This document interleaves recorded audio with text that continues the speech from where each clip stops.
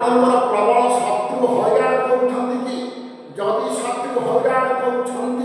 गोटे सरल प्रयोग करतु भैरव तंत्र प्रथम पटल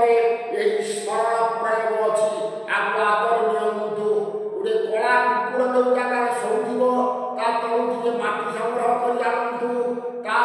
छुआती मूल आपको एकत्रित कर रखु एवं अर्कगथ राज्यर किसी सागर मिसई एकत्रित कर गुंड कर दिंतु अस्वस्थ पत्र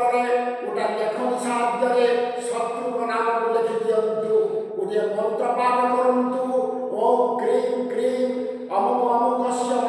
मारय ओम फट स्वाहा यही मंत्र को 21 थर पाठ करूँ